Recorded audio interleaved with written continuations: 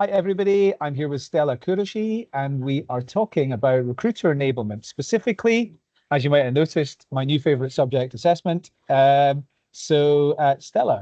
good to see you. Thank you for your time. Give us a quick introduction to you and your background. Lovely to meet you as well. And a little bit of background about me. I'm an independent talent assessment specialist with about 8+ years experience in both corporate and consultancy roles.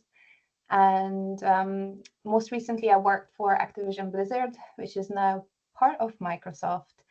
And I specialized in mostly the assessments that, well, both high volume and specialist roles, really. But I am more looking at assessments from an angle of whether they are robust in work, and whether they are legally defensible, and yes, definitely from a legal perspective, and particularly whether they are fair, valid, and really just work and have a good ROI on them. Okay, like I'm a talent acquisition leader and I don't know anything about assessment. Like, let's start with just generally, in general terms, what are the most important things I need to know about assessment? What are the different types of assessments I could be thinking about doing, and why would I choose one over another? That's a very good question. And I would think the first is what fits for purpose. That's always the question. And the assessment space is just so wide that it's difficult to sort of pinpoint. But first step is job analysis. What is your first baseline entry requirement? And find those competencies that you are looking to assess for, and then choose the test or create a test that you want to assess them. And what I usually recommend is having a test that is highly job relevant and has a strong face validity. In technical terms, it looks that the assessment looks like as if you were doing the job itself when you roll it out. So it has from a candidate experience perspective, it has a strong sense of this assessment has a strong way of or preview of what I'm going to do in the role itself. Okay, so what are the types of assessments that people are typically doing which don't fit that and maybe should be in the bin? Oh, that's a good question. And one of the major things when it comes to assessments, and I would like to say this here and now, I'm not against personality and ability tests. I think they have a really strong place in the selection processes, but the application of them has to be done in the right way. Why am I saying this is some of the people who are especially US based will be familiar with the recent Aon complaint where they have the product of Adapt 15. And what they have had the complaint about is that the items on the personality tool has strong resemblance of autism diagnostics tools and criteria. So it's so easy to go the wrong way with personality assessments, ability assessments. And it is, I would feel, an area where you definitely need to have a psychologist involved when you're implementing.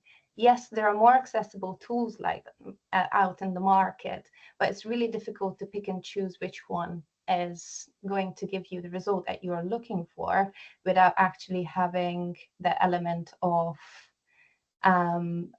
potentially legal exposure. I'm assuming that the more technical type of assessments, which would help to determine can this person do the job, they're probably earlier in the process, are they? And maybe then when they get down to like 4 or 5 people, is that the place where they go, right, let's now look at the personal characteristics of this individual and see if, like, would they be a culture fit, or would they be a personality, what's their personality like? Or would they be Yeah. a bit further into the process? Would that be right?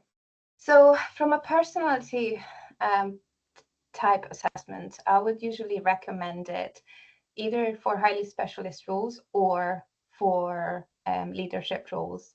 But if you are using any type of personality tools, I would always recommend to have a debrief session and validation session with the candidate themselves. And that's why I don't believe that they are entirely fit for high volume selection. So if it's incorporated or the results are incorporated within an interview process, then yes, by any means, use it as a data point to get to know the candidate better. And I think that's absolutely fine. It becomes problematic when we are making decisions solely based on the assessment tool itself, or if we apply cut scores on those assessment tools, which have been the practice in the past and sometimes at some companies recently still present day. Got it. Okay. Let's talk about let's talk about enablement on this Yeah. subject. So my instinct is that assessment, most organizations, large organizations, might have a couple of assessment people in the organization, but these people are like too small a team to be able to be guardians over everything that goes on. So I expect that individual recruiters and individual hiring managers are going and just doing their own thing sometimes. And Yes, like, absolutely. what is this scenario right? And what's the best way to do it to enable, recruiters and hiring managers? Yes, so that's a very, very, very good question. And I definitely came across that in the past. I had many conversations with many organizations who are facing the same issue of having a limited team of psychologists or assessment team, but um, having a team of two, team of three, team of four of 15,000 employees. And so hiring managers are unaware that they have an assessment team, A or B, that hiring managers or talent assessment professionals, or sorry, talent acquisition professionals would just create an assessment out of thin air and implement it within the recruitment process without the talent assessment team being aware of it. And that can be an extreme legal exposure. And I think when hiring managers are being hired or promoted, they rarely get a training on how to create assessments or how to create interview questions, behavioral interview questions. So, in other words, they are not being taught how to hire people. And although talent acquisition professionals have that capability to support, they would not have the sort of means to how to create assessments themselves. So what I'm considering doing actually is to create a toolkit for talent acquisition professionals and hiring managers and the training to upskill them and to be able to create assessment themselves. So that should be checklist templates and any other resources that they can use to have that support and create the assessment themselves in a way that is fair and fit for purpose for specialist roles in particular. So that would mean that a company gets the expertise of Stella Korosi and but the scalability of a technology product which allows Yes, them that's to correct. make use of. Indeed. Yes. Wonderful. Well, I very much admire your entrepreneurship Thank you. and like all the very best with this journey you're going on just now. Please let's get back together again in Yes, 6 months' definitely. time, and Sounds amazing. maybe you can talk about the product a bit more at that point. Yeah. And Stella, it's been really great to see you. Thank you very much for your time. Thank you. Thank you for your time.